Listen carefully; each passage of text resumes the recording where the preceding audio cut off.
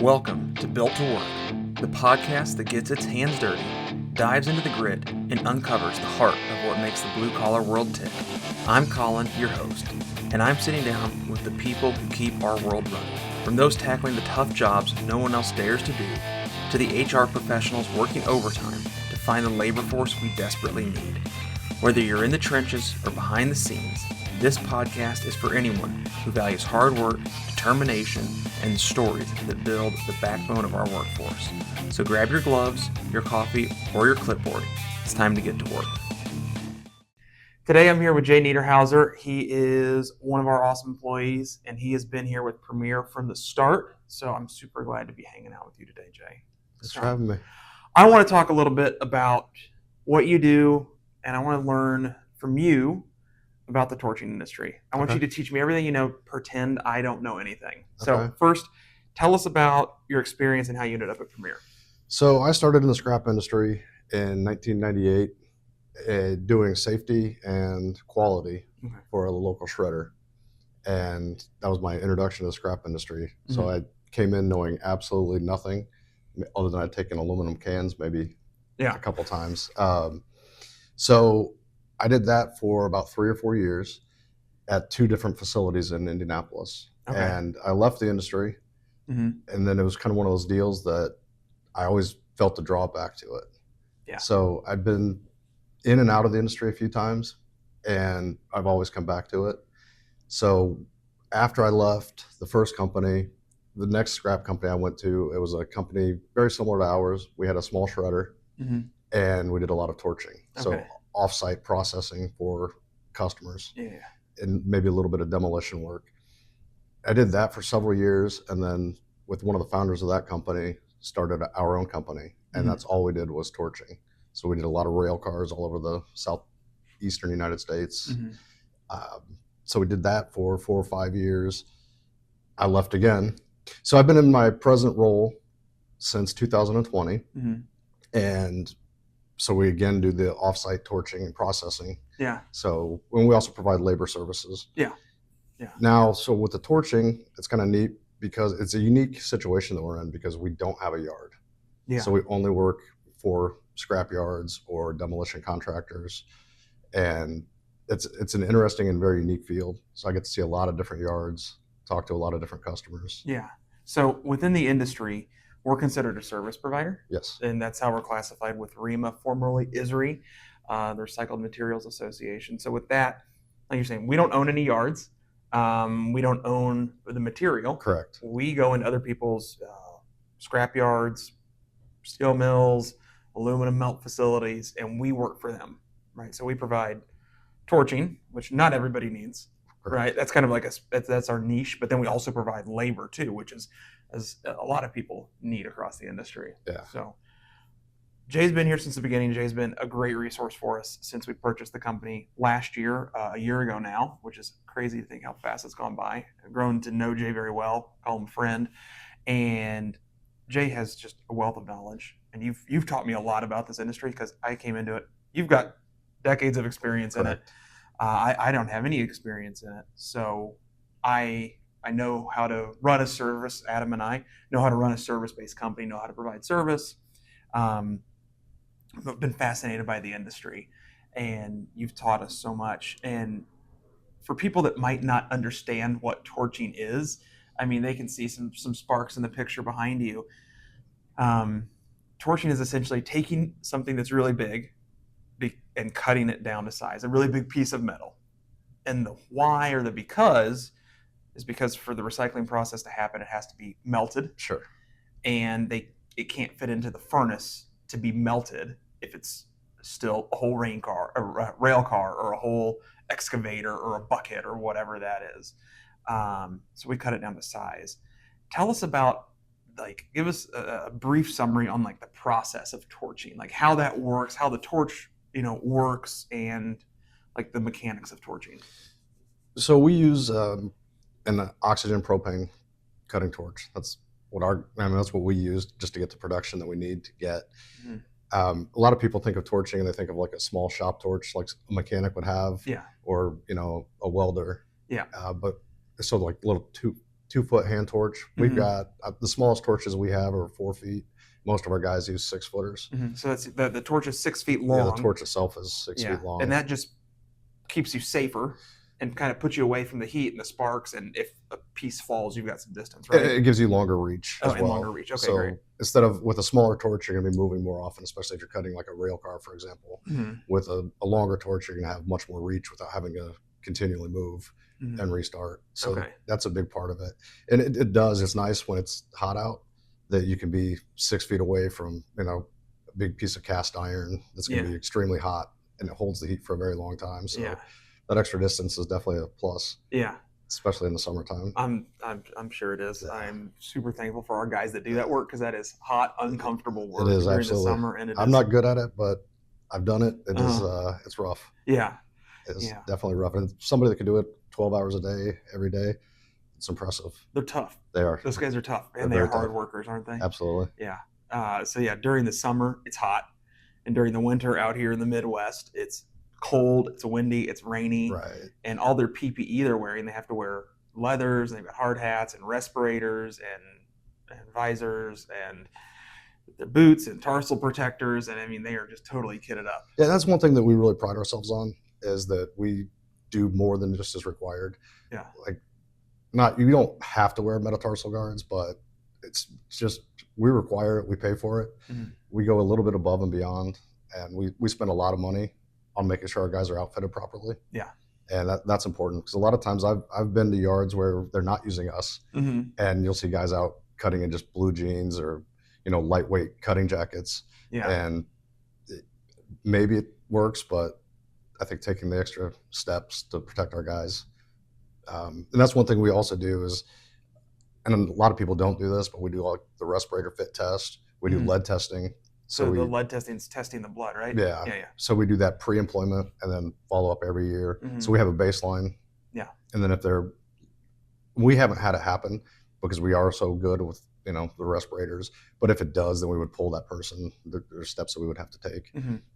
But I think there are companies out there that don't spend the time or put the investment in on the safety end of it. Yeah. And I think that's one thing that sets us apart. Yeah, it's super important to keep everybody safe. Accidents are always going to happen, that they're inevitable, but whatever we can do to mitigate those happening. And one thing we do as well is, torches are torches.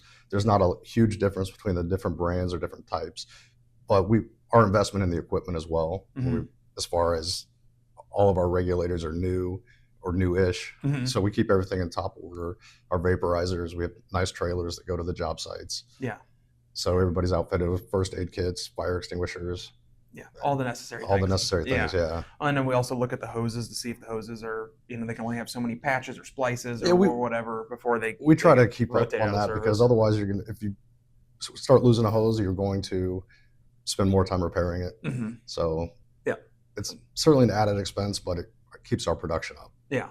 I think I was either talking to you or the previous owner of Premier that, I don't know, back in the 90s, or he was growing up in his yard, talking about torching and just out there in like tennis shoes and shorts, torching, no PPE, no safety glasses, no safety. Yeah, that was back before we've learned a lot and come a long way. And he was doing that in his own family's yard, but it's crazy to think the way things have changed in the last 30 years. Well, even when I started, people would be out in like lightweight cutting jackets. I think everybody's seen them. They kind of look like scrubs, just the green.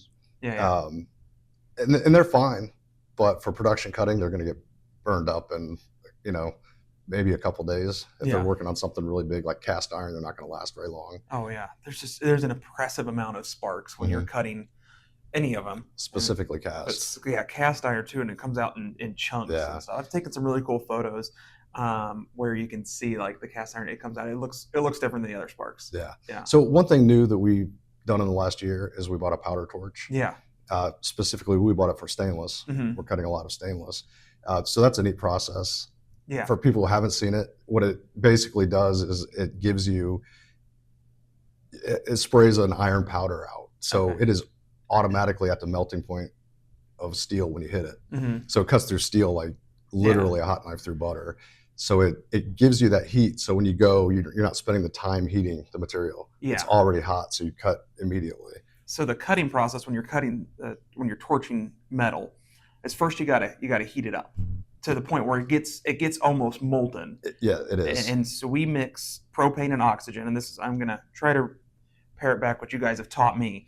The propane is a low pressure gas, and it generates the flame, and that heats the metal. The oxygen is high pressure, also flammable, but it pushes. There's so much pressure Yes. combined that it blows the chunks of molten metal away, Right. and that's how it starts to separate the material. But when we use I've taught you well. you have, see, I'm a quick study. But when we use the powder torch, you still have the oxygen and the propane, but then you have nitrogen, which is inert, which means it does not combust. Yes.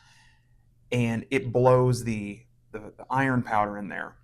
And that iron powder is basically then throwing molten metal at the metal just to help heat the whole thing up. Yeah, so you quicker, right? pressurize the powder tank. It's a little vessel, and it blows. It goes along the hose. So instead of a 2-piece hose, you have a 3-piece hose, and it comes out like 6 psi, 6 to 10 psi, and it doesn't put a lot of powder on it, but it's enough. Yeah.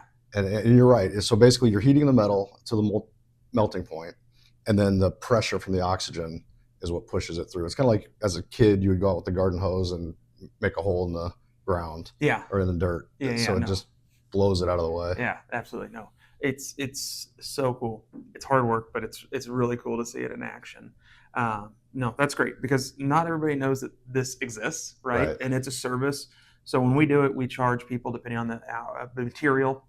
If it's a material we're not going to make a ton of weight, that's like an hourly thing. Cutting rebar, stainless steel. The reason we bought the powder torch, it does a really good job of absorbing and dissipating the heat, so it's harder to get production tonnage weight out of it. But if it's just regular plate structural steel or heavy equipment, that's something that we would bill by the ton. Yes, which is pretty standard for the industry.